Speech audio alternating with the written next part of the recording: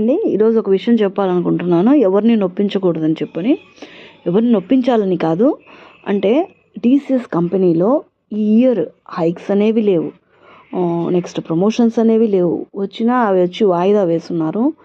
Next వచ్చి లే offs, firing చేస్తున్నారు 12,000 మంది మెంబర్స్ వరల్డ్ వైడ్గా అని చెప్పని.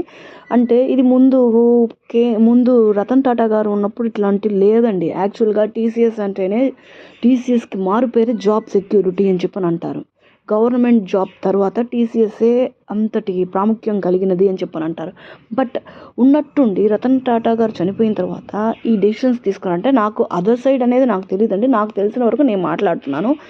అంటే ఆయన చనిపోయిన కొన్ని రోజులకి ఇట్లాంటి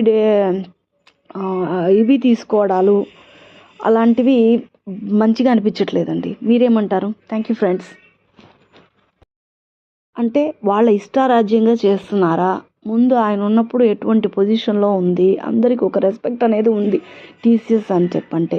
ఇప్పుడు ఆ పర్టికులర్ ఎంప్లాయీస్ అనేవాళ్ళు కోర్టుని ఆశ్రయించారు అని చెప్పి కూడా అంటున్నారు.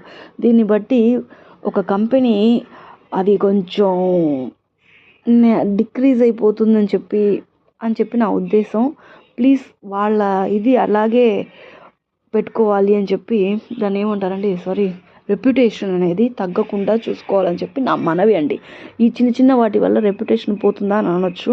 కానీ మా మిడిల్ క్లాస్ ఫ్యామిలీస్కి అంతా ఈ చిన్న రెప్యుటేషన్సే చాలా పెద్ద అచీవ్మెంట్స్, అవార్డ్స్తో సమానం అండి. ఇవి చిన్నవి కోల్పోవడం వల్ల ఒక బ్యాడ్ అనేది ఇంప్రెషన్ అనేది ఏర్పడుతుందని చెప్పి నా ఉద్దేశం. Thank you.